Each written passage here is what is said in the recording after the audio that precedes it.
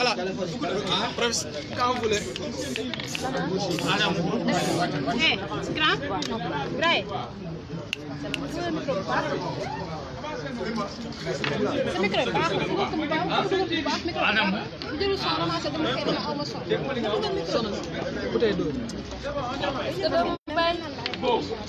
C'est bon, les gars, c'est bon.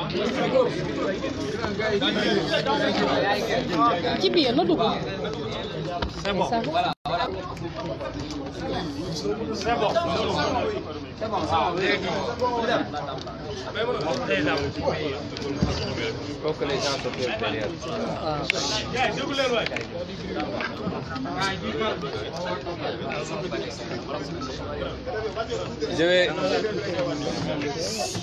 Je vais essayer de parler.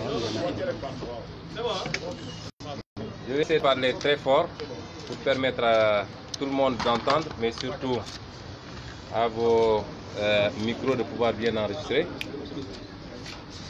Je vous remercie, vous de la presse, d'être venu massivement couvrir ce point de presse. Je vous remercie parce qu'il semblerait que je sois un produit fabriqué par la presse. Donc je vous en remercie.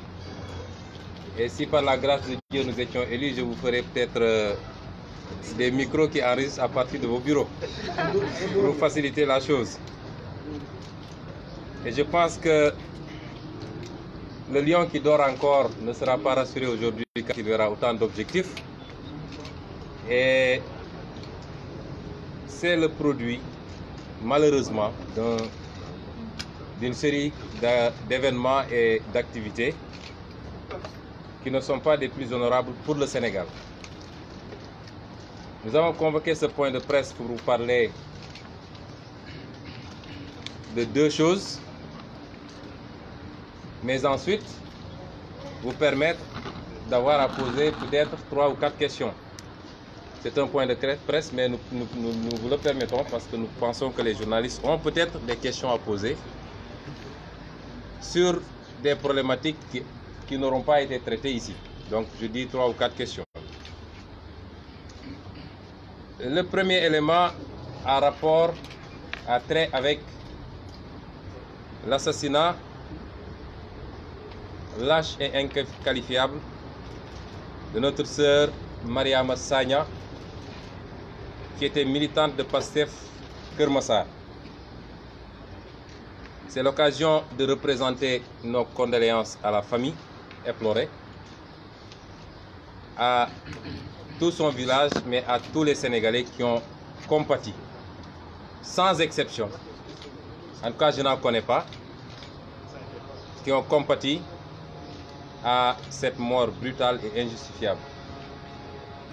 Il se peut qu'il y ait un ou deux éléments qui n'aient pas compati, parce que dans un contexte de douleur comme ça, si on entend certaines déclarations politiques, évidemment, ça suppose que ces personnes n'ont pas compati.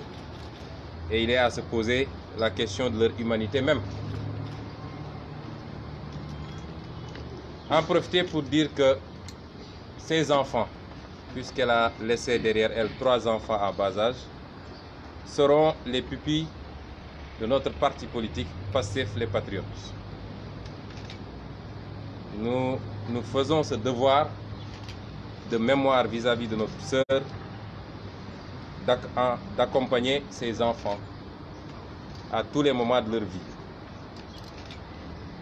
C'est le moment de compatir à nouveau avec tous les militants du parti, mais particulièrement les femmes qui ont été affectées, bouleversées, et leur présidente ici assise à mes côtés peut en être témoin, à tel point qu'on a été obligé de commettre les services d'une psychologue pour accompagner certaines d'entre elles, particulièrement celles qui ont été mises en confrontation avec les présumés criminels de manière directe et assez brutale. Vous m'excusez, mais c'est ça la réalité. Et elles en sont sorties extrêmement choquées. C'est le lieu également de féliciter la gendarmerie nationale pour son excellent travail, puisqu'au jour d'aujourd'hui, il semblerait que tous les suspects ont finalement été appréhendés. Le dernier en date a été appréhendé hier, si je ne m'abuse, aux environs de Tambacounda.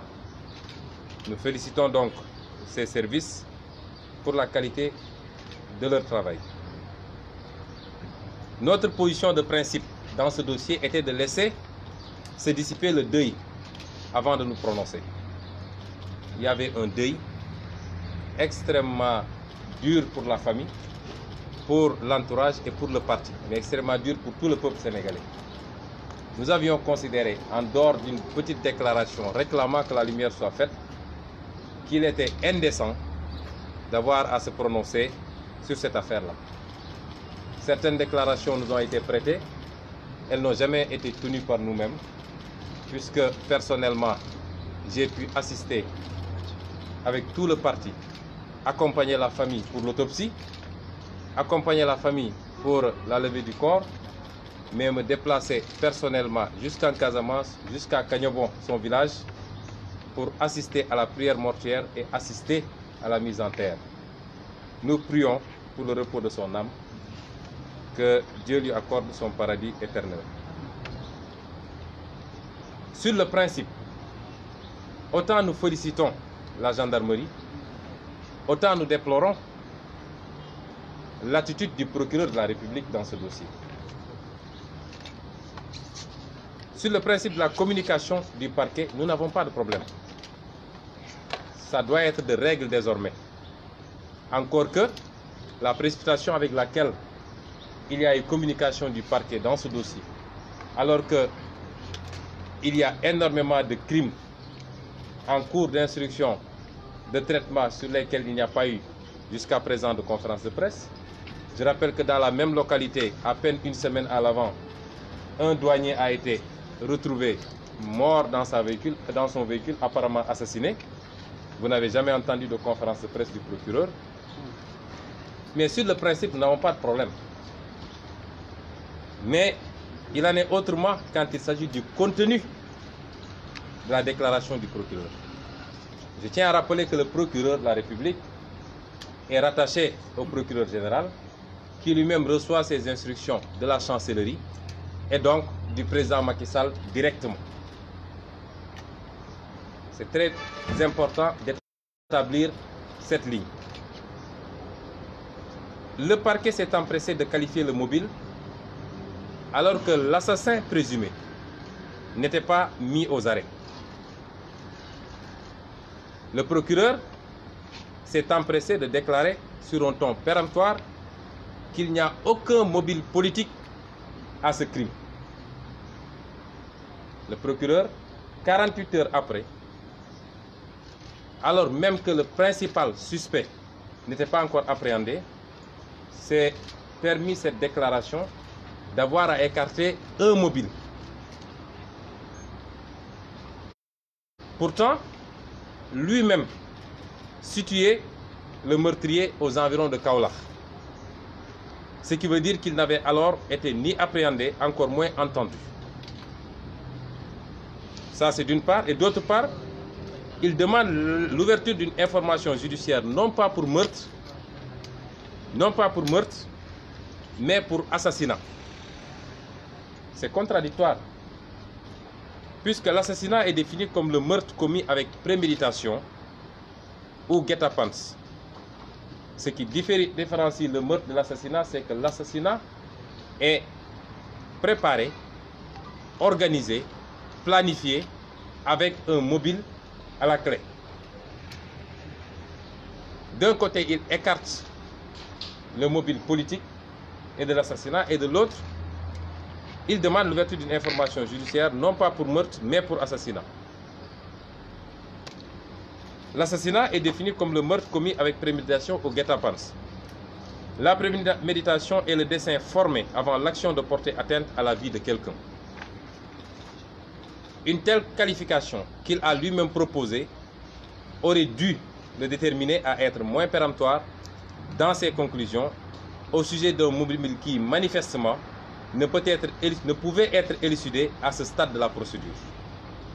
Et pour cause, le dossier sera soumis à un juge d'instruction dont la charge sera de compléter les investigations et de saisir les juges chargés, le cas échéant, de prononcer une sentence pénale.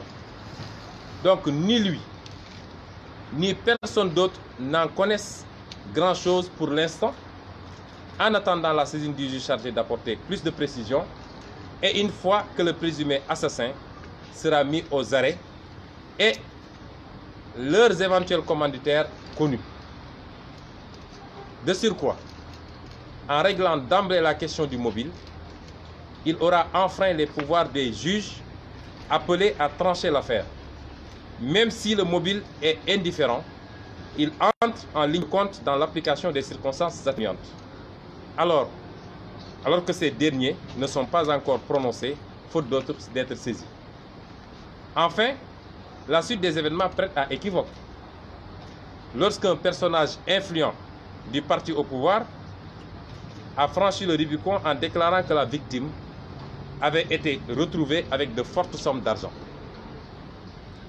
Comment a-t-il pu accéder à une telle information au sujet de sommes d'argent que les enquêteurs eux-mêmes n'ont pas vues et que seul donc le meurtrier a pu emporter dans sa fuite? Était-il de connivence ou en communication avec ce meurtrier pour avoir cette information? Comment a-t-il pu accéder à cette fausse information pour une instruction frappée en principe du secret et qui ne révèle d'ailleurs nulle part l'existence de ces sommes d'argent supposées, puisque dans les PV de gendarmerie, il n'est nulle part mentionné que de l'argent ait été trouvé chez la défunte. Le strict minimum dans un état de droit serait que cette personne soit convoquée et invitée à s'expliquer. Et pourquoi le procureur n'ouvre pas une information judiciaire, ne convoque pas cette personne? Parce qu'elle appartient au régime, et dans ce pays, quand vous appartenez au régime, vous pouvez vous permettre tout, vous pouvez dire tout, vous pouvez insulter qui vous voulez, vous pouvez détourner de l'argent, être épinglé par l'OFNAC, l'IGE, la Cour des comptes, mais il n'y aura pas de suite. Pire,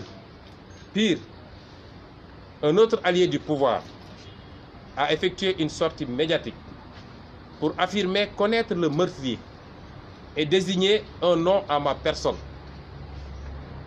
C'est particulièrement grave. Dans tout état normal, il aurait dû être immédiatement convoqué par le procureur.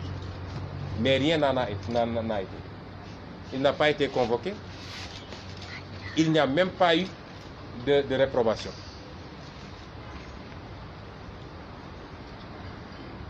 Ce qui se passe actuellement, ce que je viens de développer, nous donne les premiers éléments d'une stratégie organisée, ourdie, pour écarter la candidature de Ousmane Sonko à l'élection présidentielle.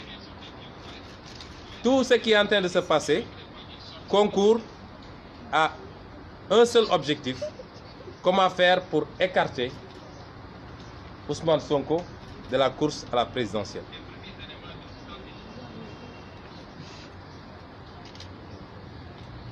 En ce qui nous concerne, nous ne prenons pas toutes ces déclarations à la légère. Vous savez, comme disent les Wolofs, les petits fous qui s'agitent, ce qu'ils racontent, ils l'ont entendu à la tente du roi. Elles participent d'un vaste complot ourdi par le régime de Macky Sall pour nous écarter de la course à la présidentielle au moyen de machinations judiciaires. Aujourd'hui, on agite des arguments de terrorisme, tantôt, demain de violence, après-demain d'argent illicite ou de drogue. Nous n'excluons pas qu'ils profitent de nos événements ou s'introduisent chez nous pour y glisser quelques substances prohibées et faire débarquer ensuite les limiers pour nous accuser de quelque chose de très grave. Nous ne l'excluons pas avec ce qui est en train de se passer. Je veux rassurer tout le monde, nous ne sommes pas paranoïaques, parce que pour être paranoïaque, il faut avoir peur. Or, nous n'avons pas peur de ces gens-là. Tout le peuple sénégalais constate que la peur est dans l'autre camp. Il suffit qu'on annonce une sortie de Ousmane Sonko pour que ça tremblote comme des feuilles, que ça pleurniche comme des fiottes. Donc la peur n'est pas dans notre camp. Nous n'avons pas les moyens de l'État, nous n'avons pas l'appareil d'État, nous n'avons rien derrière nous, mais nous n'avons pas peur de ces gens. Et je veux rassurer tout le monde qu'il n'y a aucune paranoïa, encore moins une victimisation. Nous donnons des faits concrets que chacun d'entre vous peut vérifier. Rien n'est inventé dans ce qu'on est en train de dire.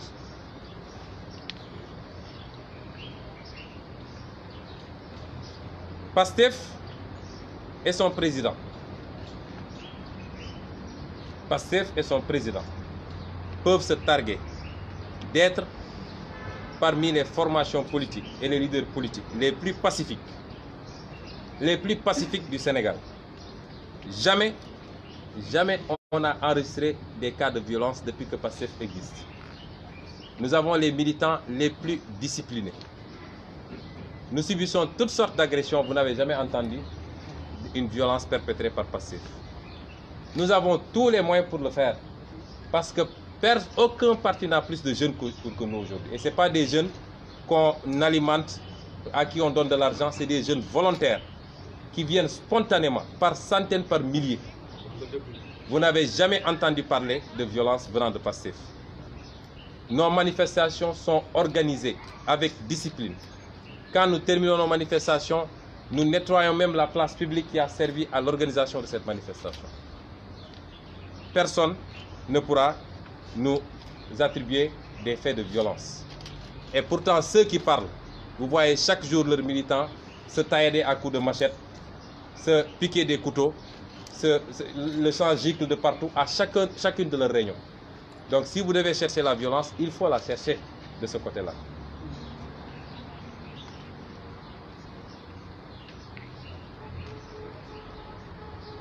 Chaque jour, depuis le 16 septembre, vous voyez qu'il y a eu toujours une violence verbale contre Ousmane Sonko. Mais vous noterez que depuis la sortie de Solution, je crois que Solution a de dormir. J'ai parlé l'autre jour de Diefour Général. Il ne se passe un jour sans que vous ne voyez des gens sortir de partout, des alliés, des militants, des ministres, des députés, des religieux, entre guillemets, pour raconter tout et n'importe quoi sur Ousmane Sonko. Ça va jusqu'à maintenant des menaces de mort, puisque vous les avez tous entendues. Que des gens appellent publiquement à l'exécution de Ousmane Sonko.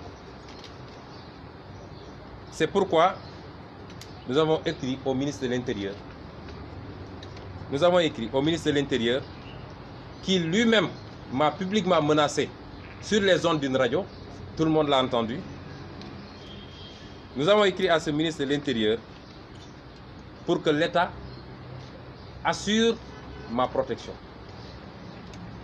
Espérons simplement que Macky Sall, même si j'en doute fort, aura l'élégance du président Abdoulaye Wade, qui, rappelons-le, en 2012, lui avait accordé cette même protection lorsque il a été caillassé à Kébémer. Espérons simplement, j'en doute fort, qu'il aura la même élégance. À défaut, nous avisons toute l'opinion nationale et internationale que tout ce qui nous arriverait sera de la responsabilité exclusive de Macky Sall et de son régime. Pastef ensuite est le parti le plus transparent du Sénégal. Pastef ne reçoit aucun centime. Et nous avons mis au défi ce régime depuis longtemps, avec tous les moyens dont il dispose, d'avoir à prouver que Pastef reçoit un franc malien, un franc français d'ailleurs, qui ne proviendrait des cotisations de ses membres, des levées de fonds des Sénégalais de tous bords, de la diaspora, que je félicite avec la campagne Bokona, comme de l'intérieur du pays. Il ne sera jamais établi que nous avons un franc qui ne nous appartienne. Nous sommes l'un des partis les plus pauvres du Sénégal d'ailleurs. Vous savez, quand les gens sont émerveillés par les résultats que nous obtenons, nous ne les obtenons pas avec l'argent. Nous les obtenons avec la force de la conviction et des arguments. Nous nous adressons aux Sénégalais pour leur dire ce qui est vrai. Et c'est ça qui justifie ces ralliements et ces adhésions massives. Vous ne verrez jamais quelqu'un vous dire « Pastef m'a donné 50 francs ». Il nous arrive d'avoir des difficultés pour payer ce siège. Mais comme leur pratique politique, c'est comment détourner de l'argent et aller acheter des consciences, ils pensent que derrière chaque succès, il y a forcément des milliards. Nous n'avons rien. Nous sommes l'un des partis les plus transparents est l'un des rares, je ne sais pas s'il y en a d'autres, qui depuis qu'il a reçu son récépissé, chaque année dépose ses états financiers au ministère de l'Intérieur. Chaque année. Chaque année, nous déposons nos états financiers depuis 3 ans que nous sommes reconnus au ministère de l'Intérieur. Vous allez demander à l'APR ou à n'importe quel autre parti, est-ce qu'ils le font? Ils ne le font pas. Parce qu'ils ont des choses à cacher. Nous n'avons absolument rien à cacher, nous de PASTEF. Alors, les enseignements qu'on peut rapidement tirer de tout ça, parce que ces occasions doivent nous permettre de parler aux Sénégalais. Il y a un contexte sécuritaire extrêmement délétère dans ce pays. Tous les citoyens sont en danger. Les 2 mises en cause dans cette affaire de Mariama Sagna sont des repris de justice. Et l'auteur présumé des faits a été condamné récemment à 5 ans de prison ferme pour tentative de meurtre. Et il a été élargi en janvier 2008. Combien de criminels sont chaque fois élargis de nos prisons? 2018. Janvier 2018. Donc ça fait juste 8 mois entre la date d'élargissement et la commission de ce meurtre. Et combien d'autres forfaits a-t-il pu commettre de larcin ou d'agression entre ce temps? Cela pose donc, et son complice est connu des services de police pour faire d'usage de stupéfiants. Cela pose donc un véritable problème de réinsertion des détenus. Le reclassement des condamnés est une mission assignée à l'État qui, du point de vue des problèmes de sécurité, est débiteur d'une obligation vis-à-vis des Sénégalais. L'accumulation des cas de meurtre pose un véritable problème directement lié à l'échec de notre politique pénale, tant en détention qu'en milieu dit ouvert, c'est-à-dire suivi et réinsertion sociale des détenus. On peut même situer quelques origines du mal dans les pouvoirs exorbitants qui sont accordés au président de la République, notamment en ce qui concerne l'octroi des mesures de grâce. Nous avons un code qui accorde au président de la République la possibilité de gracier, mais sans l'encadrer. Aucun type de crime, de délit ou d'infraction n'est exclu. Tout criminel peut être gracié à tout moment par le président de la République. Et le régime de Macky Sall en use et en abuse à la veille de chaque fête d'indépendance, de chaque fête de fin d'année, de chaque tabaski, de chaque Korité. C'est en masse que des criminels extrêmement dangereux sont libérés. Et c'est ces gens-là qui aujourd'hui écument nos banlieues, écument toutes les régions du Sénégal et continuent à commettre les meurtres que nous connaissons. C'est extrêmement grave. Là où l'État refuse de prendre des mesures, refuse de construire par exemple de nouvelles prisons, parce que c'est lié à des croyances mystiques. Il est dit que le président qui construit des prisons ira en prison lui-même. Et c'est pourquoi nos présidents ne veulent pas en construire. Depuis Rebeuss, on ne peut pas construire d'autres prisons. C'est extrêmement grave ce qui se passe et on ne peut pas passer sous silence ces questions-là. Alors, je vais sauter sur beaucoup de considérations liées à notre politique en matière criminelle pour attaquer le deuxième dossier qui nous intéresse ici. Le deuxième dossier qui nous intéresse est relatif à ce qui s'est passé à Ziguinchor, en Casamance.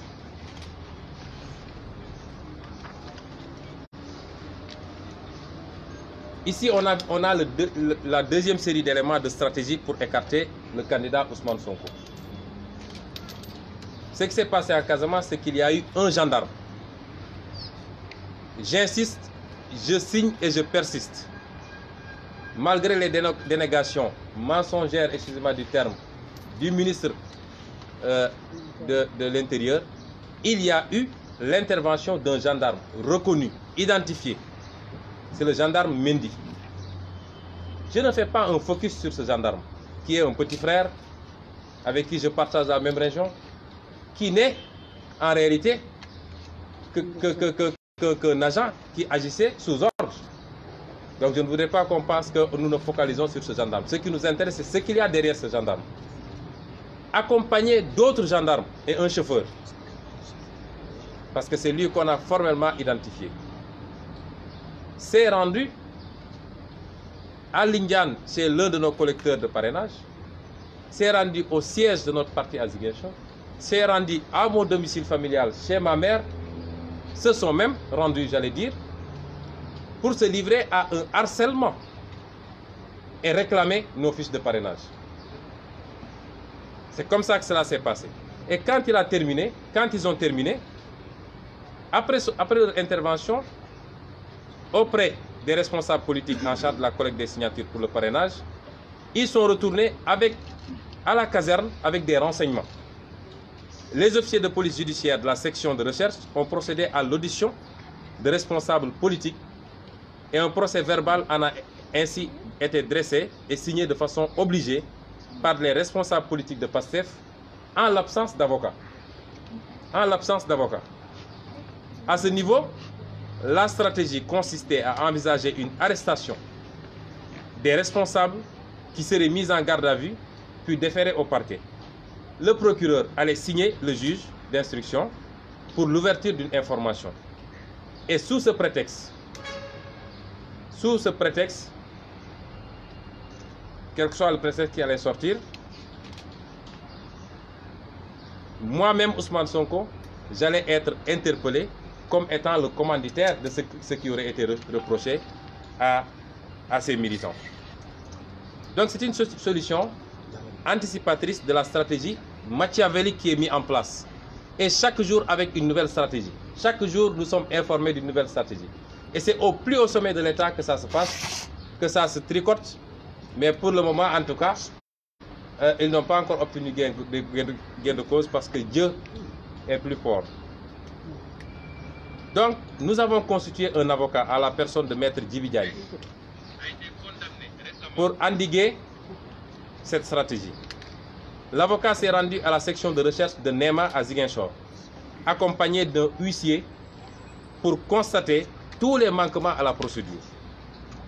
Entre la gendarmerie de NEMA et la gendarmerie mixte de Boudodi, les agents trouvés sur place se sont renvoyés l'information poursuivie par le conseil. Au final, il a été indiqué par ces gendarmes que seul le colonel de la compagnie est habilité à communiquer avec l'avocat sur cette affaire. De tout ça, il a été dressé procès verbal et la suite judiciaire va venir. En conclusion, la gendarmerie précise que les responsables de PASTEF avaient été entendus dans le cadre normal de renseignement. En réalité, c'est la rapidité de la réaction de PASTEF qui a grippé la machine et dérouté les comploteurs. Parce que j'étais ici dans ce siège quand j'ai été appelé à 12h30 pour m'annoncer que la gendarmerie a fait irruption dans notre domicile familial. Immédiatement, j'ai demandé à ce qu'une conférence de presse soit convoquée l'après-midi. Et c'est ça qui a enrayé la machine. Sinon, le complot aurait été déroulé. Et quand nous avons fait cette sortie, le lendemain, l'administrateur général du parti, Birame Souleye Diop, a été cueilli manu militari dans son lieu de travail, dans son bureau aux impôts et domaines, pour être conduit à la gendarmerie de Tchong et retenu pendant plus de 4 heures de temps pour extirper, pour lui extorquer des aveux ou alors des excuses, ce qu'il a formellement refusé. C'est ça qui s'est passé. Pourquoi seulement PASTEF? Certains se poseraient la question. Puisque les gendarmes, quand ils sont présentés, ont dit que c'est une mission ordinaire qu'ils feront avec tous les partis. Mais jusqu'à présent, il n'y a que PASTEF qui a été visité. Parce qu'en réalité, je disais tantôt que le lion qui dort, mais je crois qu'il ne dort plus. À la seule évocation du nom de Ousmane Sonko, c'est des hystéries globales, probablement au cœur du palais même. Et c'est dans cette stratégie de ciblage qu'on a essayé d'intimider. Pourquoi cibler les responsables de l'Indiane? Parce que c'est le fief électoral qui fait gagner Ziguinchor, simplement. Pourquoi la gendarmerie se mêle du déroulement du processus électoral? Car c'est simplement parce que ce sont les seuls officiers de police judiciaire hiérarchiquement liés au ministre de l'Intérieur qui par ailleurs est chargé des élections. Et vous vous rappelez, c'est ce même ministre de l'Intérieur qui a dit que la brigade de recherche n'intervient pas à Ziguinchor. Alors qu'il y a une section de recherche permanente à Ziguinchor. C'est extraordinaire. L'absence d'un dispositif cohérent de contrôle de l'étendue des opérations de parrainage. Car à part le Conseil constitutionnel, dont la mission est restreinte en ce qu'elle ne contrôle qu'au moment de la remise des fiches de parrainage et qu'au moment de la vérification des signatures aux fins de validation, le reste est un vide juridique. C'est ce qui justifie que la gendarmerie prétexte qu'il s'agit de renseignements. En définitive, il s'agit d'une forfaiture et nos avocats y travaillent pour la manifestation de la vérité et pour le respect des principes démocratiques. Ainsi, une citation directe a été servie à tous ceux qui sont impliqués dans cette affaire et l'audience sera convoquée pour le 7 novembre 2018 à Ziguinchor. Nous les poursuivrons pour association de malfaiteurs, violation de domicile, voie de fait et abus d'autorité. Je conclurai par dire qu'il est clair que le projet PASTEF dérange, il inquiète. Il inquiète même les tenants d'un régime corrompu, incompétent et non patriote. Il inquiète par la rapidité de sa progression auprès des Sénégalais, de la diaspora, les intellectuels, les masses laborieuses, urbaines et rurales. Et surtout, cette frange jeune de tous bords. Il inquiète par la dimension internationale qu'il acquiert de jour en jour. Car aujourd'hui, les chancelleries, les Africains progressistes de tous les pays, les élus européens, américains, tous s'intéressent à ce que nous faisons et nous contactent, entrent en discussion avec nous.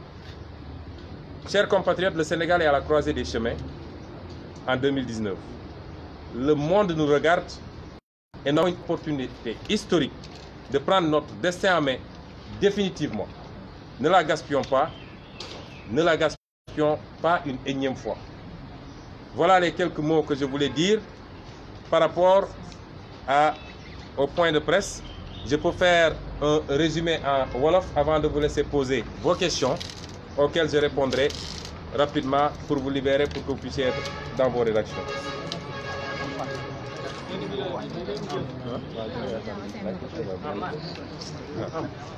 Donc ci gàttal ñoo ngi leen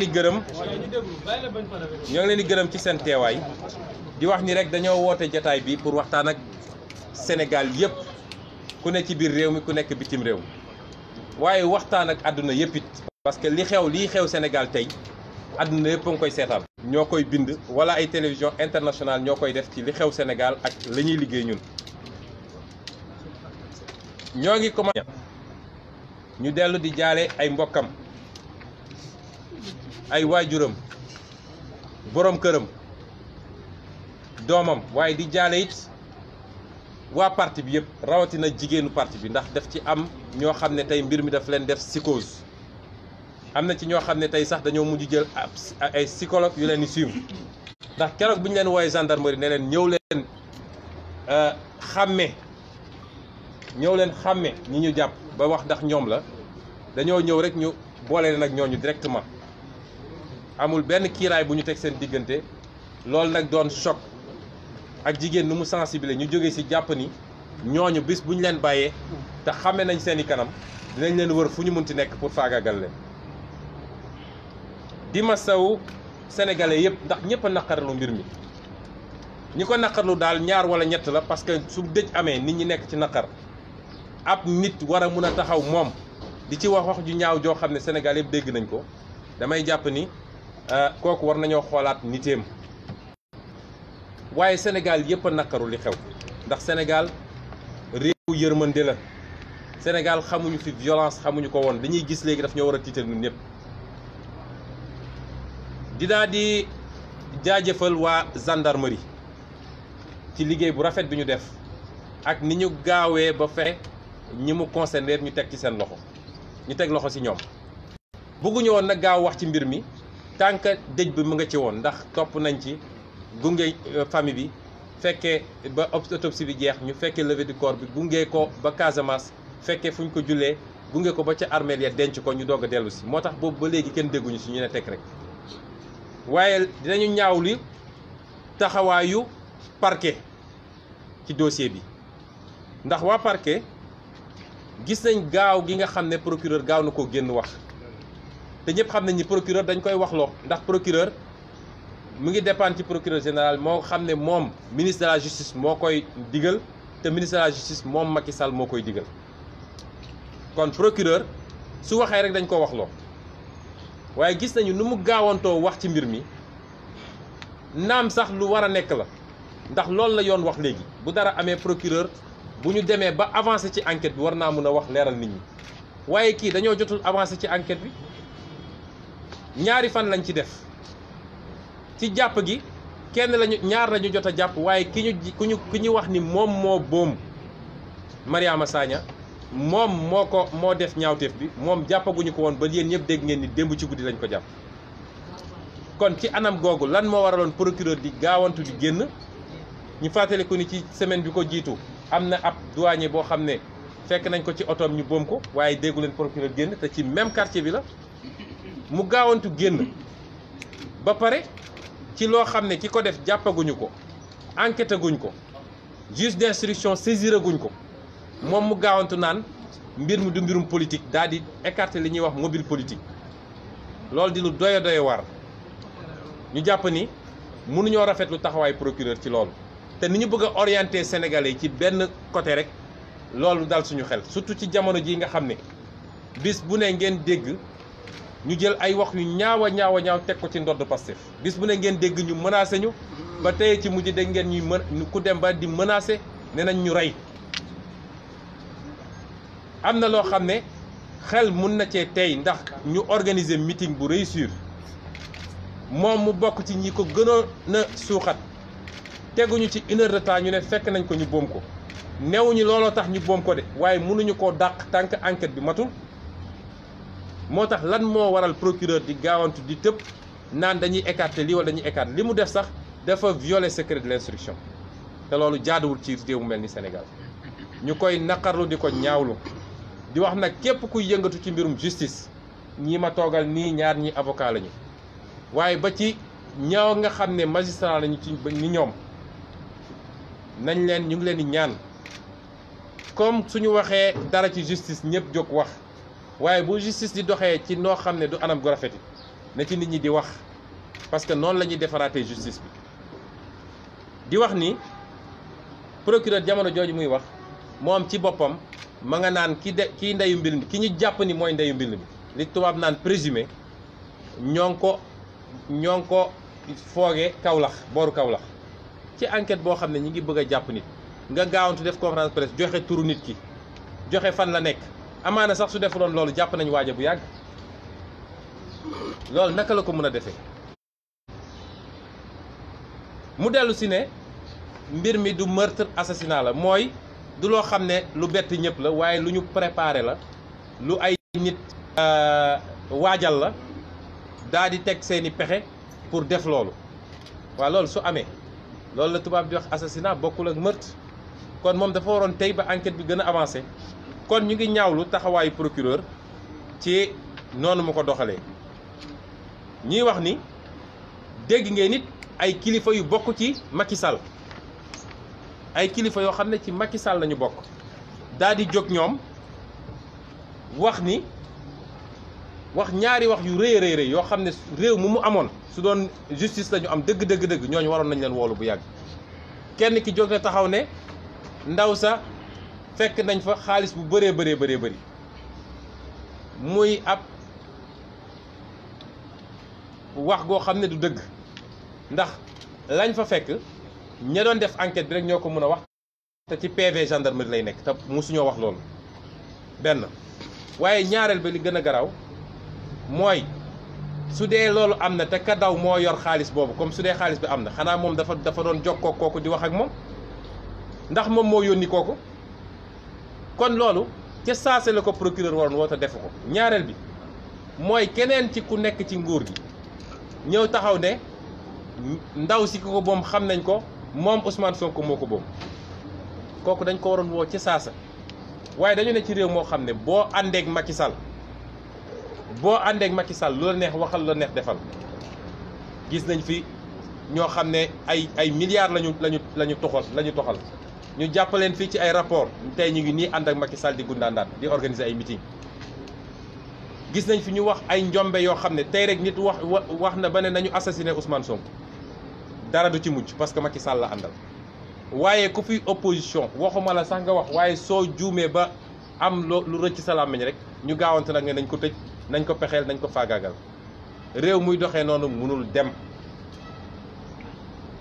ñuy wax nag ci lii ngeen gis ni yëpp nag bu leen jàpp ni hasard la ay fani fan a ngi nii wala ay weeri weer te ñoo ngi koy defee ci fi gën a kawe ci nguur gi suba gu jot suñu toogee ñu ngay utiliser renseignements généraux yi ñu ngay utiliser tous les services de l'État ñu ngay dem ci administration yi di enquête fu ne ñu ngi fay dem lenn rek moo leen tax a jóg naka la ñuy def ba pexeel Ousmane Sonko naka la ñuy def ba Ousmane Sonko balaa élection présidentielle ñu dugal ko ci kaso bi suba ba ngoon jot ci loolu lañ nekk comme loolu ñu nag ci dem topp sama carrière dem ci entreprise yi ma mus a vérifier dem ci nit ñi fu ne ñu dem naan est-ce que jël na fi xaalis wala la fu ñu dem ñu ne leen kooku musuñoo laaj fukki dërëm léegi lii moo leen dese nu ñuy fexe ba sosal ma nu ñuy fexe ba am fu ñu jaar pour kii lii ñuy wax nii naan ay xaalis fekk nañ ko ak ñi naan ji xaalis ñi lépp ci ab complot la boo xam ne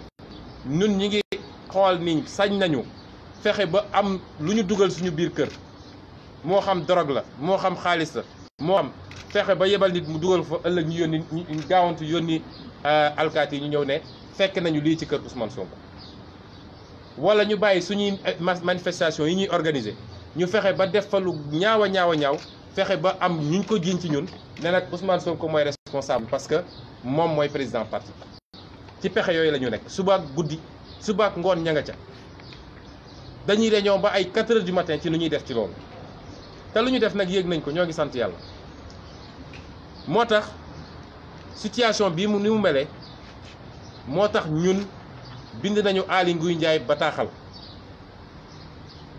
ndax moom ci boppam dégg ngeen ko en tant que ministre de l'intérieur yor police yor gendarmerie yor lenn ci police ak lenn ci gendarmerie yor renseignements généraux lu ne mu yor ko mu am sañ-sañ taxaw ci rajo menacé ma man Ousmane Sonko moo tax ñu bind leen bataaxal ñoom gouvernement bi ne leen suñu sécurité yéeneen a ko war a assurer ni Ablaye Wade defoon ak yéen 2012 ba envoyé la yow Macky Sall ay waa élément wu GIGN ak élément BIP ñu assurer sa sécurité la même chose lañu réclamer fu mu toll nii lu ko mooy nag ñoo ngi jël à témoin Sénégal yëpp ak waa bitim réew yëpp ne lu ma dal man Macky Sall mooy responsable sama karaw sax su daanu woon te coiffeur daggu ko Macky Sall mooy responsable ñaareel bi mooy la xew damay tënk rek ci wolof ñaareel bi mooy la xew Casamance la xew Casamance yéen ñëpp gisal ngeen ko seen bopp mooy xëy nañu yónni fa ay alkaati lan mooy yoonu alkaati ci fichu parrainage alkaati dem nañu Lindiane ci quartier bi gën a peuplé Ziguinchor fekk fa Seydina Badji bi nga xam ne moo yor collecte bi ay témoin fekke ñu ne ko jox ñu fichu parrainage Ousmane Sonko mu ne leen joxuma ko ba ñu waxee ba wax mu ne leen toxal naa ko ma nga ca siège ba ñu dem siège ba ñoo ñu leen new fa ñu dem sama kër waajur bu jigéen muy suñu kër ñun ñëw ne nañ leen jox fichu parrainage ñu lànk ne duñ ko def la woon seen yéene ñu toog teg ci ñaari fan ñu daal di convoqué ñooñu ñëpp lu mat juróomi nit kon xam nga lu juróomi nit seede du loo xam ne dañ koo sos ñu convoqué leen gendarmerie bëgg leen këll-këlle te convoqué leen sans la présence de leur avocat déglu leen signaloo leen ay PV ñooñu la ñu waxoon yëpp ñu jaaraat yàlla may leen balaa ñuy jógee gendarmerie ba gendarme yi ñëwoon foofa jóg demoon mission dellu si ñu woo commandant bi ne ko gendarme yii ñoo ñëwoon suñu kër kooku bëgg a gëmm ci mbir moomu bi ñu paree loolu dañoo jël suñu avocat maître Djibi Diagne mu dem foofa Ziguinchor ànd ak huissier de justice dem na gendarmerie Néma ñooñu ne ko mbir mi léegi jël nañ ko suñu loxo ma nga Budodi ñu dem gendarmerie Budodi ñooñu ne ko jël nañ ko suñu loxo ma nga ca colonel ba mu dem ca colonel ba bëgg a nëpp mu ne ko damaa bëgg a xam suñu client yi nga woo di leen déglu à quel titre nga leen déglu PV baa ngi nii bi mu def nga xam ne huissier de justice moo ko def ñu ne foofu di nëppal bañ ca jógee la leer ba leer mooy la ñu naroon ñoom li ñu naloon su sotti woon heure bii man ñu ngi may convoqué daal di gaawantu def seen mandat de dépôt parce que li yàq seen plan yëpp mooy ñun biñ ñu ko yégalee ci bés ba midi lañ ñu ko yégal ñu woote conférence de presse 16h daa di wax ak sénégalais yëpp loolu mooy seen problème waaye teewul ci ëllëg sa ñëw nañ jëli suñu administrateur parti Birame Souleye Diop fekk ko ci bureau impôt et domaine dem téye ko 4 ans à conk di ko essayer waxloo pour mu dellu si lu mu waxoon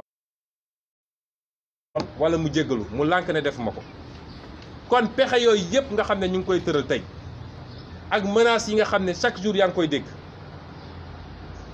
lañ ca bëgg a wax sénégalais yi rek mooy nguuru Macky Sall su amee lu mu ragal tey mooy sëgg ak Ousmane Sonko comme candidat yemul ci man nag am na yeneen candidat waaye xam naa ni tere nañ leen nelaw loolu moom lu ñu wóor la koo xam ne nee nga tekkiwul dara élection législative 40 000 voix la amoon te tey soo xëyee suba ba ngoon jot am Sonko andil Sonko waaw lu ñuy ragal olof dafa ne lu yëngu nag di ko yëngale ko ëpp doole te ñoo yor renseignements généraux bis bu ne ñu ngi yor seen enquête d'opinion lu ñu pesé xam nañ ko lu ñu pesé wul xam nañ ko ba tax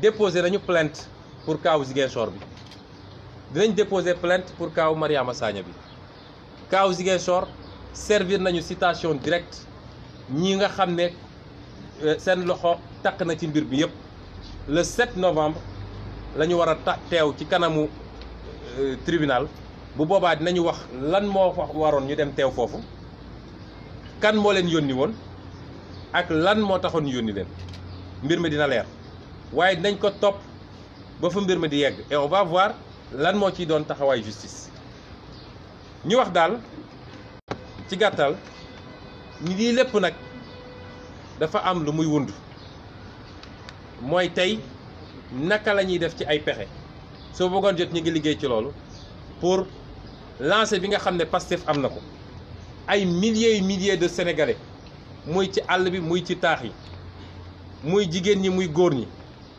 muy intellectuels yi muy diaspora bi waaye surtout muy ndaw ñi nga xam ne tey ñooy 62% de la population noonu ñuy fàqee di ñëw ci Pastef defe naa moo xaw a yëngal seen i mbir ma wax nag ci lu gàtt ni am na yoo xam ne ñu ngi koy essayer gëmloo sénégalais yi bu ci njëkk mooy Pastef dafa violent wala Ousmane Sonko dafa violent violence moom ak Ousmane Sonko dañoo àndul man xarum tabaski sax duma ko rendi xam naa kenn du gis sama xar kanam di xalaat ni kii violence mu ngi ci moom kenn musul gis Pastef def ci violence du xeex du xuloo du dóoraate muy suñu biir muy suñu digganteeg ñeneen ñi te yéen bis bu ne ngeen couvrir ay événement gis seen ñoom ñu génne ay jaasi di gorante kon violence suñ koy seet feneen lañ koy seet wax ju ñaaw suñ koy seet feneen lañ koy seet ñaareel bi mooy bëgg nañ gëmloo ni Pastef daal lu lëndëm la fan la ñuy jëlee xaalis ñun amuñu dara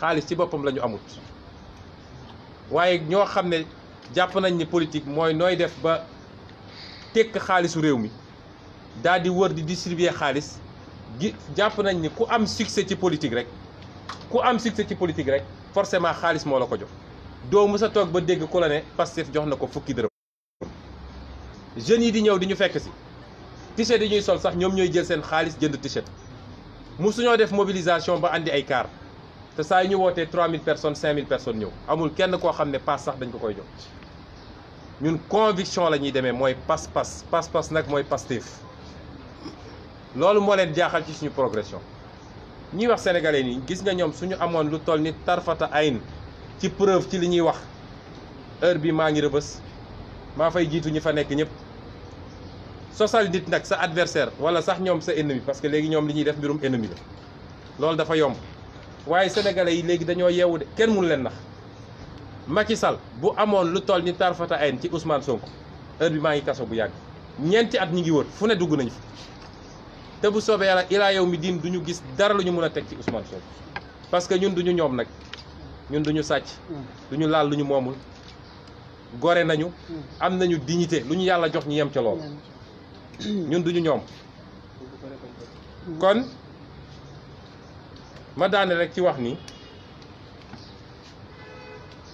bi nga xam ne mooy njaboot gi fi Mariama Sagna bàyyi yàlla mayoon na ko ñetti bant ñuy ay tuut tànk suñu parti ci li nga xam ne devoir de mémoire la mooy kóllëre gi nga xam ne moo dox su diggante ak Mariama bu soobee yàlla dinañ jël en charge mooy tubaab naan pipi de Pastef mooy def nañ leen ay doomu Pastef te bu soobee yàlla ba baa ñuy mënal seen bopp dinañu def suñu kéem kattan pour taxawu leen. loolu booy ci gàttal li ñu bëggoon wax ci point de presse bi di leen delloo kàddu gi su amee ay laaj ñu am njort ni warul bëri parce que xam naa ni da ngeen di dellu seen rédaction ñu tontu ci lu gaaw daal di libéré ñëpp jërëjëf.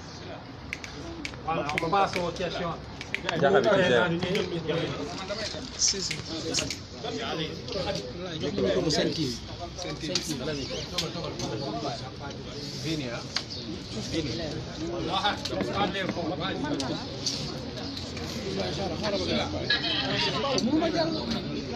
jox ko micro Sen TV Sen TV bi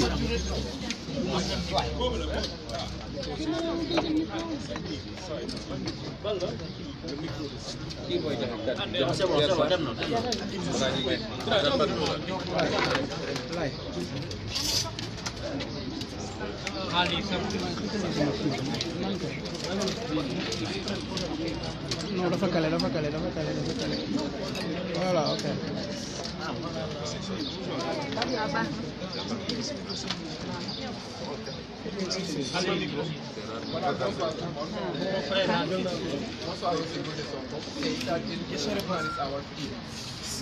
Ma question c'est la suivante. On a vu Ousmane Sonko porter plainte pour tirer au clair, même que la justice tire au clair, l'affaire Ziguinchor. On a accusé Ousmane Sonko publiquement d'être terroriste et il a même essayé d'occulter ce point-là. Est-ce qu'il n'est pas temps pour Ousmane Sonko d'essayer d'éclairer la lanterne des Sénégalais sur son appartenance religieuse? Et encore une fois, est-ce qu'il ne compte pas porter plainte même contre ces personnes-là que tout le monde connaît? Je peux répondre rapidement. Moi, je pense que la question est mal posée. Vous savez, ceux qui font des accusations, c'est à eux d'apporter la preuve. Si je devais être là à chaque fois que... Parce que c'est une tentative de diversion en réalité. C'est après la sortie de notre livre qu'il y a une panique généralisée. Et après, il y a eu des tentatives de diversion et de diabolisation. Vous croyez que moi, je suis si peu intelligent pour être là à répondre à chaque soi-disant accusation? C'est ceux qui accusent. Vous allez les voir, vous dites, apporter vos preuves. Mais moi, je n'ai pas à répondre à des accusations farfelues. Vous savez, le terrorisme est un crime. Un État qui a des preuves que vous êtes terroriste, il vous met en prison. Je suis là, libre. Je vais à toutes mes occupations. Alors demandez-leur, mais vous foutez de nous? Vous avez un terroriste dangereux et vous le laissez circuler comme il veut. Je l'ai dit l'autre jour, effectivement, nous les terrorisons eux. Nous terrorisons tous les voleurs de la République et vous savez que ça pullule de l'autre côté. Parce que nous dénonçons leur forfait. Nous faisons des révélations. Les vraies questions qui doivent être posées, monsieur le journaliste. Il faut que nous, au Sénégal, nous refusions la diversion. J'ai écrit un livre de 275 pages sur les forfaitures dans la gestion de notre pétrole et de notre gaz. Vous n'avez entendu personne répondre. Ça veut dire que tout ce que j'ai dit est vrai. Et que Macky Sall a bradé notre pétrole et notre gaz avec son petit frère, avec Aly Ngouille Ndiaye. Et c'est pourquoi Aly Ngouille Ndiaye m'en veut à mort.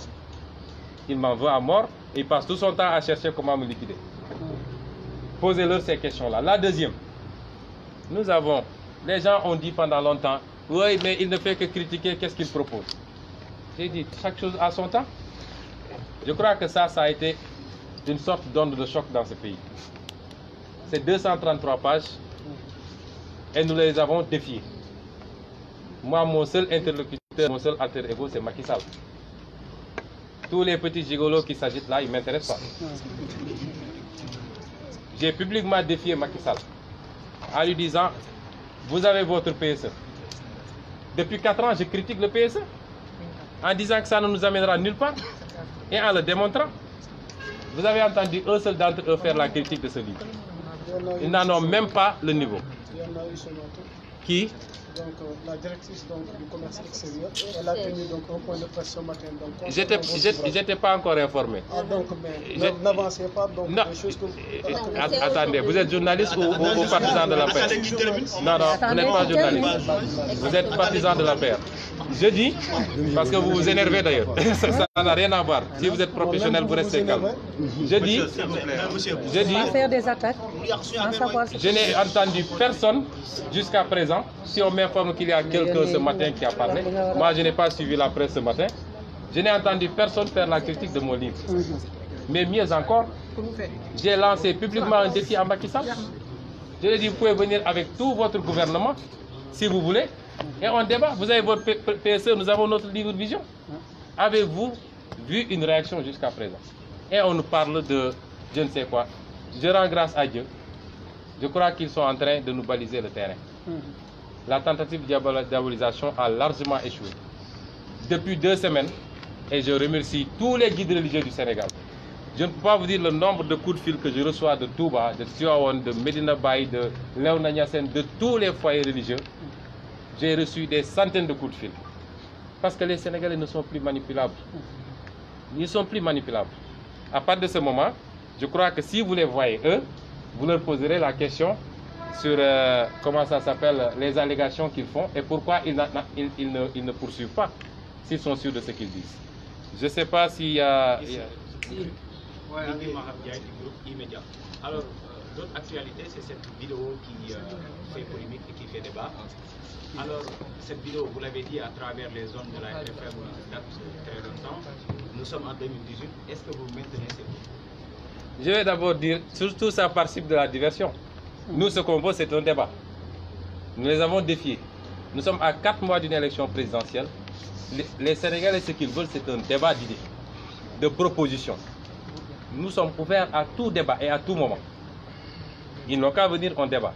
Mais comme ils ne peuvent pas soutenir le niveau de débat auquel on les soumet, chaque jour on sort quelque chose. Vous l'avez dit vous-même, cette vidéo date de très longtemps. Deuxièmement, elle a été sortie de son contexte et pervertie.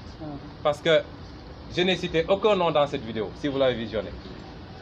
Des gens se sont permis de citer eux des noms en disant tout ce qu'ils veulent. Deuxièmement, dans la vidéo, j'ai parlé de ceux qui ont eu à diriger le Sénégal, à gouverner le Sénégal. Vous savez, une personne ne gouverne pas le Sénégal. Il y a un président, il y a des ministres, il y a des directeurs généraux, etc. Et tous les Sénégalais, et vous y compris les journalistes, conviendraient avec moi qu'il y a des choses extrêmement graves qui se sont passées ici. Depuis le règne socialiste, le fameux compte K2 et tout ce qui s'est passé, jusqu'à ce qui se passe actuellement, il y a des choses extrêmement graves. Et vous ne pouvez pas vous empêcher d'être écœuré quand vous savez ce qui se passe. Quand vous savez ce qui se passe par rapport au niveau de souffrance de ces Sénégalais. Vous voyez un petit groupe de personnes qui ne font même pas 0,0001% de la population, qui s'accaparent les richesses publiques, qui détournent l'argent public, qui détournent les moyens publics, qu'ils vont placer dans des comptes, dans des paradis fiscaux, qui s'enrichissent eux et leurs familles. Pendant ce temps, les jeunes chôment. Pendant ce temps, les gens meurent dans le désert, sont vendus en Libye comme esclaves. Pendant ce temps, les gens meurent dans l'océan Atlantique. Pendant ce temps, les gens meurent dans les hôpitaux, dans les couloirs des hôpitaux, parce qu'il n'y a pas de prise en charge. Des femmes meurent en étant transportées sur des charrettes en milieu rural pour aller s'accoucher. Quand vous savez tout ça, quelquefois, vous ne pouvez pas ne pas être écœuré. Aujourd'hui, j'ai personnellement, moi, saisi le procureur de la République qui ne réagit pas. J'ai saisi l'IGE qui ne réagit pas. J'ai saisi l'OFNAC qui est le seul à réagir sur une affaire grave de détournement qui concerne Mamour Diallo, directeur des domaines et membre éminent de l'affaire, qui n'est pas à son coup d'essai, parce qu'il a été épinglé par d'autres rapports, notamment l'IGE, la Cour des comptes. Une affaire de 94 milliards, imaginez-vous. 94 milliards.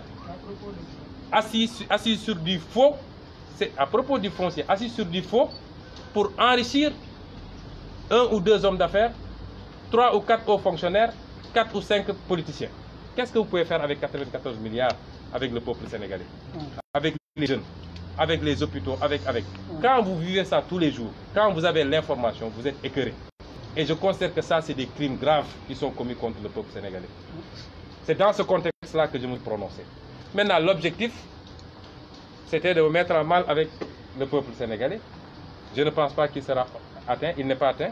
Mais c'est aussi de me mettre en mal avec l'opposition, avec qui je partage un cadre. C'est tout à fait raté.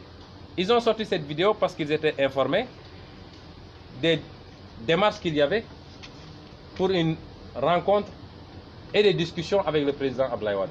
Je vais vous dire la vérité, puisqu'ils écoutent tous les téléphones.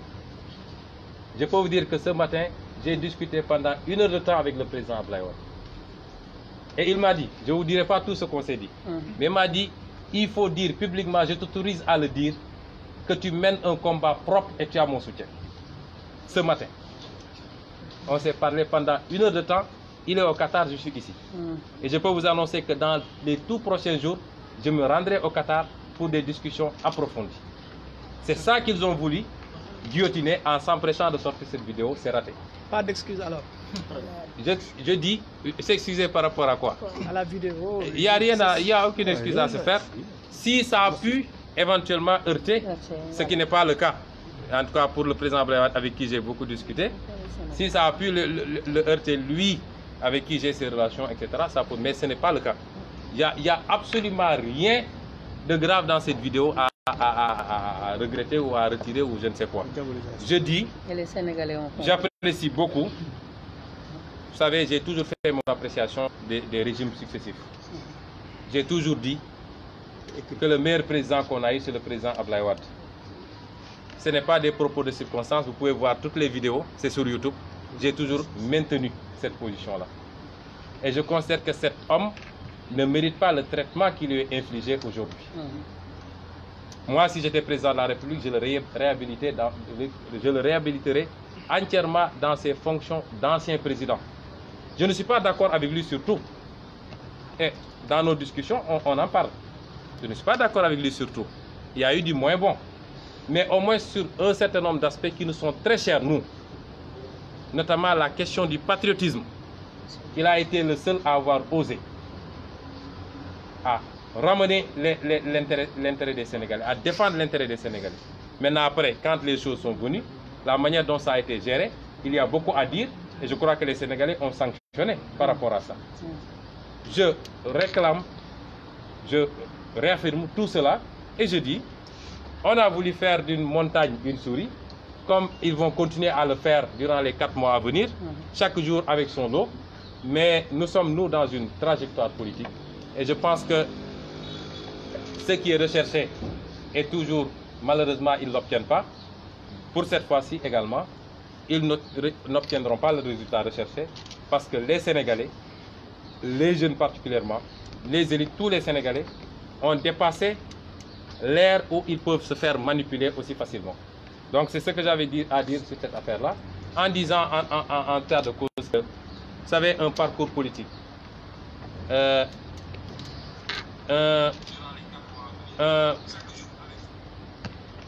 Un parcours politique n'est jamais lisse à 100%. Surtout en période préélectorale et électorale, il y aura des hauts, il y aura des bas. On ne peut pas juger l'action de Ousmane Sonko et l'action de Pastef sur un axe ou sur un élément. Vous voyez ce qui s'est passé récemment en France lors de la campagne avec la sortie de Macron qui avait reconnu que la guerre d'Algérie était un crime contre l'humanité et qui a connu tout un tollé. Vous voyez ce qui se passe, ce qui s'est passé avec la campagne de Donald Trump. C'est comme ça que ça va se passer et les adversaires vont essayer d'exploiter la plus petite faille pour expliquer tout et rien. Mais nous sommes lucides et sereins et nous pouvons faire confiance au jugement des Sénégalais qui sont très lucides et à chaque fois qu'il y a un événement, ça nous vaut encore beaucoup plus de sympathie et beaucoup plus d'adhésion. Nous rendons grâce à Dieu. On prend une dernière question. C'est bon. Ah voilà waaw ñaari laaj yi ñu ma laaj bu ci njëkk defe naa suñu mbokk Walfadjri bi moo ko laaj ne li tax yu bëri ñu may jiiñ naan ay fii la bokk ak lii lay def ak li tax dama cee war a wax wala lu mel noonu ma tontu ko ne dafa am lu nit ñi di ut mooy fexe ba départ bi ñu jël te ñëpp dëppoo nañu depuis le 16 septembre bi lii génnee ak niñ ko génnee dafa mel ni dañu jël ab avance boobu la ñu bëgg a dagg mooy bu ñun du ñu talati wax ci lii léegi liñ ci bind ci Sénégal ku ko liir liñ ci bind ci Sénégal amul domaine bu ñu bàyyi wax ci ay wax yu leer naññ daté ko chiffré ko nit nag mën na bind nit mën na ñëw ne d'accord ma le bés bu Macky Sall bëggee ñu débat dinaa ci débat ak moom mën naa ko may sax mu envoyé Boun Dionne mu ànd ak Amadou Ba ndax moom xam naa ni day tukki bis bu bëggee dinaa ci débat ak moom waaye keneen ku ci wax dina am ku koy tontu ci biir parti bi ndax suñu parti bi kenn ëpp ñu cadre macha allah loolu moom dañ koo am gis ngeen keroog bi ñuy lancé mouvement des cadres plus de 300 cadres fa newoon kon te boolewuma ci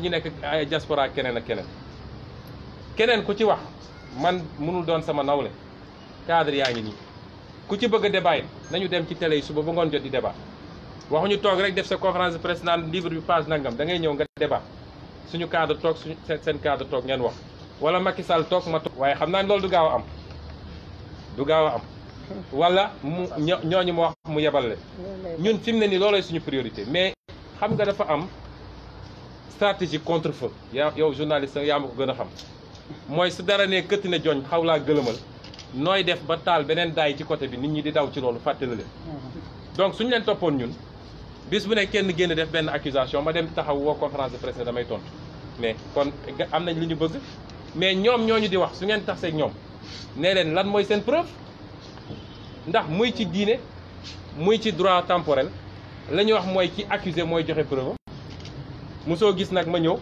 ne la yow da ngaa sàcc ba pare ne la yow yaay prouvé ni sàcco loolu tax àndu moom man ak CREI parce que CREI day ñëw ne la da lay jàpp d'abord denc la ba pare nag ñu wër àdduna ne ñoo ngi wër ndax am nga compte bancaire wala lii wala lële alors que justice ñun li ñu jàngal mooy le principe est accusatoire kii accusé nag mooy andi ay layam waaye Sénégal nga gis ku ñëw accusé nit ba pare ñu ne kooku yow léegi andil sa lay loolu ñun duñ ci dugg bu ngeen dajeek ñoom laaj leen li ñuy wax fan lañ ko teg ak lu tax loolu bu dee am na Ousmane Sonko nekk fii di dox ay soxlaam di def ay conférence de presse am di tukki ak yooyu pourquoi loolu su dee am na te am nañ ci lu toll ni puso ci preuve li tax Ousmane Sonko nekk ni question boobu ngeen war a laaj bis bu ngeen ko laajee su ngeen amul tontu di ngeen xam fu dëgg nekk la ca des nga baal ma am na lu nga xam ne tam wax nga ko ci kilifa diine yi yenn yi déggante ngeen ginnaaw kàddu yooyu nga xam ne man bis bu ne avant lii sax bis bu ne ma déggante kilifa diine yi muy waa Touba muy Tivaouane muy Kaolack muy feneen ak feneen muy sama mbokk kilifa diine yi nekk Casamance bis bu ne ma déggante su ma taaloon fii sama téléphone du ñu teg 5 minutes te doo gis ku woote koo xam ne Mbàkke lay sant wala si wala leneen ak leneen gis nga parti bi kii xaw ma lu mu doon waaye xam kii bokk murid la yaay faalu parti bi kii murid la baay faalu parti bi kii tijaan la kii maître sax xamul fii catholique a ngi fi yahud sax a ngi fi parti bi parti ñëpp la ñun Sénégal moo ñu ñor parti bi parti ñëpp la mais loolu ñuy wax noonu waxu daanu saret la te dafa contraire sax ak suñu constitution question bi nga posé contraire nag suñu constitution parce que suñu constitution araamal na ngay laaj nit lan mooy diine ci loo xam ne lu réew mi bokk la il faut ngeen yi creuser yooyu ngeen wax ci li ñu war a wax araamal na parce que parti amoo droit parti nekk parti religieux wala parti régionaliste kon pourquoi nit nekk ci parti ñu ne ko yow lan nga doon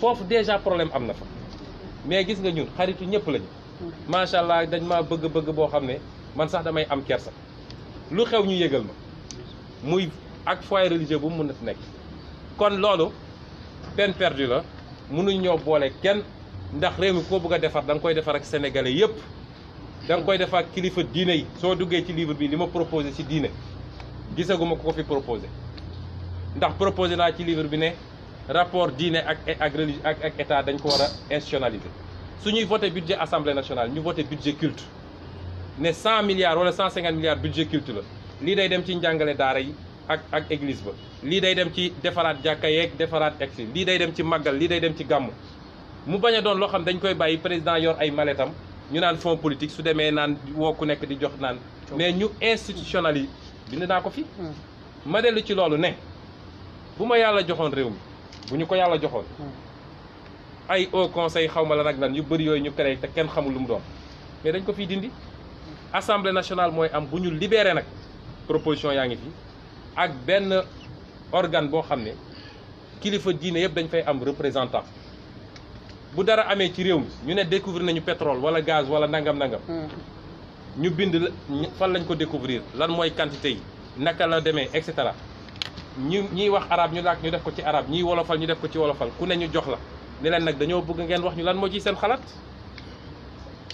noonu la ngay associé kilifa diine yi tey ku bëgg a développer mbay ci Sénégal soo ci associé wul kilifa diine yi doo développer mbay parce que la ñuy bay ci àll bi kenn bay ko fi kon ku bëgg a gëmloo nit ñi nit mën ngaa yor Sénégal te doo sukkandiku ci kilifa diine yi xanaa Senghor sax nga xam ne bokkuñu woon diine mais ci kilifa diine yi la sukkandiku kon yooyu ay waxu kacaw la yoo xam ne amul bopp amul genn mais li may ñaan suñu bokk journaliste rek delloo leen ko ci ñoom ñu ko wax su ngeen demee sénégalais dañoo waroon génn def marche ne état du Sénégal nag état bu irresponsable ngeen parce que nu ngeen mën a am ay terroristes yu doxantu ci réew mi ngeen seetaan leen ça veut dire que ñun bombe mën na kalaate fii à tout moment maintenant nag waxoon naa ko keroog ñoom moom dañ leen terroriser càcc yi ñu nekkee randal gi ñu nekkee ñaawteef yi ñuy def te ñu koy yéegal Sénégalais yi loolu moo leen terroriser su dee loolu rek ñun d'accord nañ ma tontu nag ci laaj léegi ci li jëm ci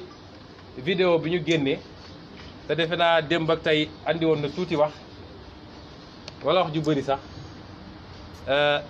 mu laaj lan lañ ci mën a wax benn moom sax wax na ko loolu man xaw ma sax ca ban jamono la xam naa ne daal nu mu tuuti ay weer la première question bi ñu war a poser mooy lan moo tax ñu génne ko tey parce que li ñu bëggoon gëmloo Sénégalais yi mooy lu ma wax démb la wala barki démb mu ànd ak contexte bii ñu nekk depuis le 16 bi suñu livre bi génnee gars yi mel ni ay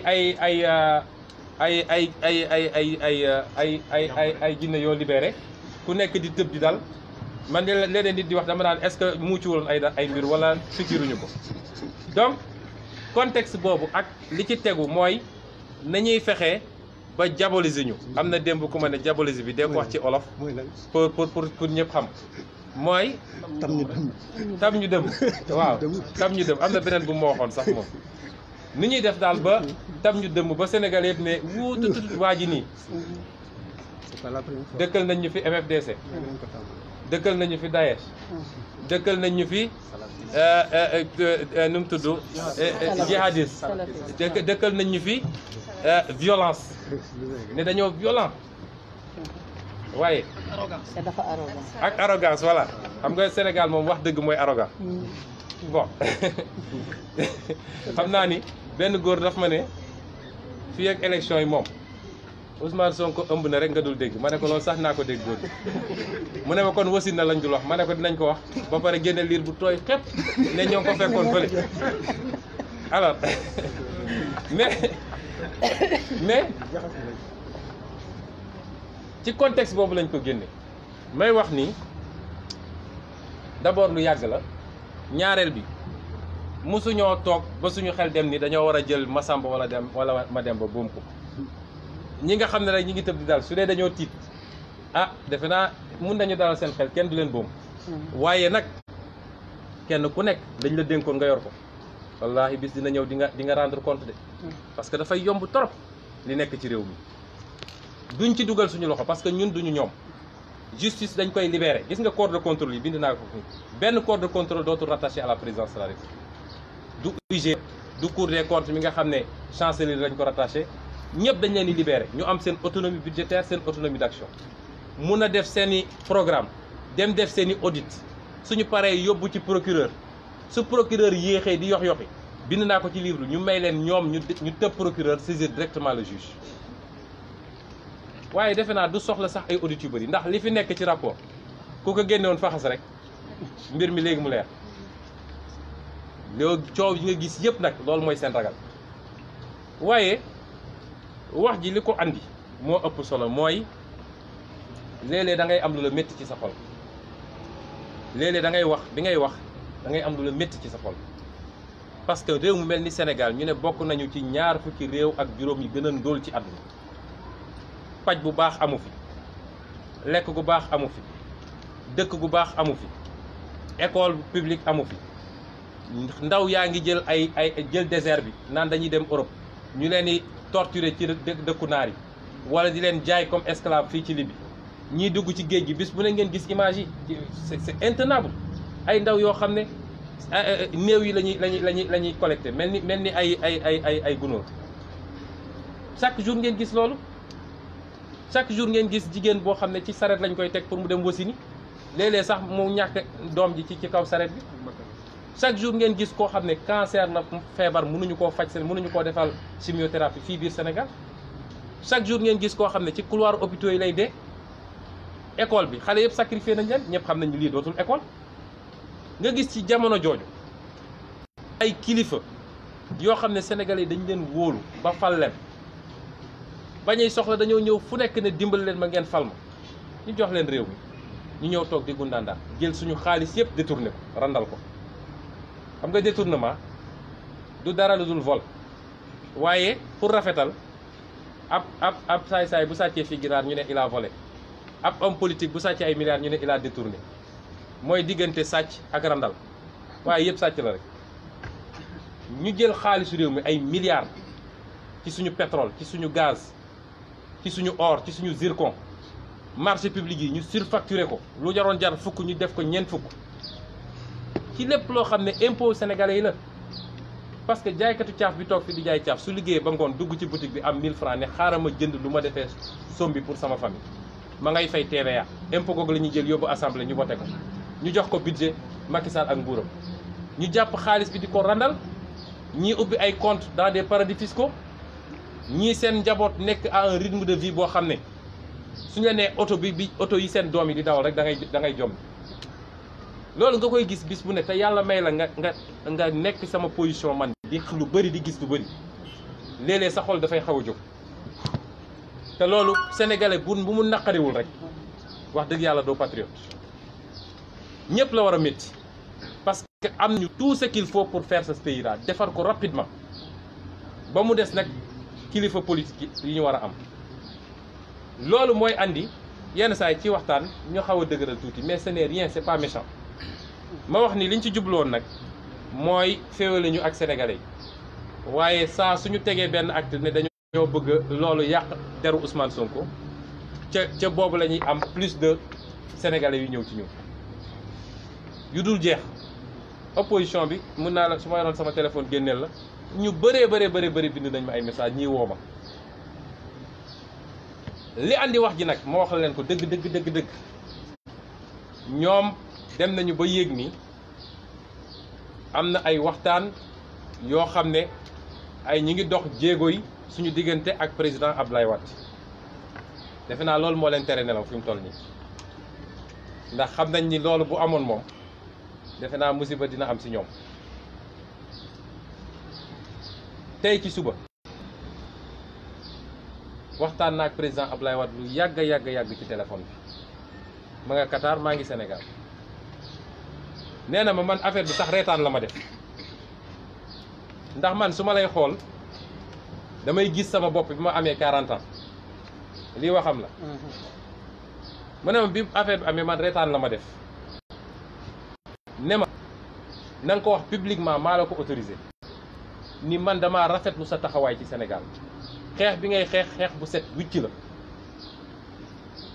nii la ma ko waxee jéego yooyu nag ñu doon dox lii léeg-léeg yu ni day sax accéléré ndax ci fan yu néew bu soobee yàlla buñ ma galgalul war naa dem ba Qatar toog ak président Abdoulaye Wade ñu waxtaan ci Sénégal moo xam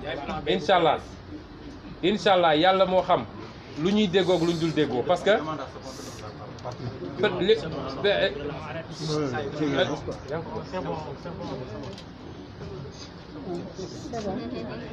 le plus important man mooy waxtaan nañu continuer waxtaan rek dinañu ànd duñu ànd yàlla rek ko xam parce que man politique am na lu ma jaral seede yi ma yàgg a seede ci président Abdoulaye Wade mi ngi fii vidéo yi bëri na fi defe naa c'est le seul président boo xam ne def naa ay seede ci moom te lii ñëwagul woon recevoir na ma fii ñu toog waxtaan lu yàgg bi ma génnee dama seede ci li ma gis ak li ma conseillé yàgg naa taxaw publiquement ne jàpp naa ni li ñu am ci président yépp moom Abdoulaye Wade moo ci gën te jëfam da koo wone ànduma ak moom ci lépp sénégalais yi bëri ànduñoo ak moom ci lépp loolu tax mu perte pouvoir en 2012 waaye au moins ci benn fànn boo xam ne ñun lu ñu ñor la mooy gëm sa bopp gëm sa réew bëgg sa réew patriotisme ci moom laa gisee président boo xam ne daan na taxaw jàkkaarloog tubaab yi jàkkaarloog étranger yi ne leen lii d'accord ma ko yéen parce que sama réew lii moo ci gën. ki fi nekk lu mu def dàq nañu ay sénégalais yi newoon ci port bi dàq na ay sénégalais yi newoon ci aéroport bi delloo si na mais xool leen li mu def ci suñu pétrole man gëm naa ni ci acte yi ma gis loolu dama jàpp ni moom moo ci def loo xam ne mun nañ ne lii mun na méngoog ñun li ñuy xeex la ca des nag xeex na pour suñu intérêt dellu si fii moo tax léeg-léeg nit ñi ne jamonoom au moins xaalis bi daan na circuler nga dégg ñeen bu saa dégg président Macky Sall naan c'était l'argent sale l'argent sale moo doon circuler mais loolu amoon na la ca des nag mooy xaalis bi mu ñëwee biir Sénégal naka lañ ko utiliser man lu bëri d'accord ma ci keneen ak keneen d'accord ci mais loolu peut-être loolu tax sénégalais yi sanctionné ko kon su dee objectif bi yëpp mooy woon lu ñuy def ba féewale opposition bi Khalifa Sall sama mag la sama xarit la seeti naa ko keroog Rebeuss waxtaan nañu lu yàgg Ablaye noonu ñeneen ñi fi nekk opposant yëpp dañu bokk suñu front wax dëgg yàlla relation yu rafet laa am ak ñoom te noonu lañ koy continuer doxale ànd nag léeg-léeg mu am des hauts et des bas mais ma dalal xelu ñëpp nii ñun benn objectif la ñu am opposition bi duñu cible keroog bi ñuy lancé Pastef Dakar fii ñaari weer ci gannaaw enregistrement yaa ngi fi ñi fa nekkoon ñëpp dama leen ne bëgguma dégg benn militant Pastef muy wax dara lu jëm ci opposition bi ñaari weer ci gannaaw te loolu mooy suñu doxalin parce que opposition bi du suñu adversaire léeg-léeg nga dégg ku jóge ci génn ci opposition bi sax dal suñu kaw dañu dañ naan buñ ko tontu parce que on est concentré sur l'essentiel l'essentiel mooy ce régime de Macky Sall il faut mu jóge fi en 2019 kon loolu daal laa mënoon wax ci gàttal ñu ngi leen di gërëm ñu ngi leen di sant. Merci beaucoup.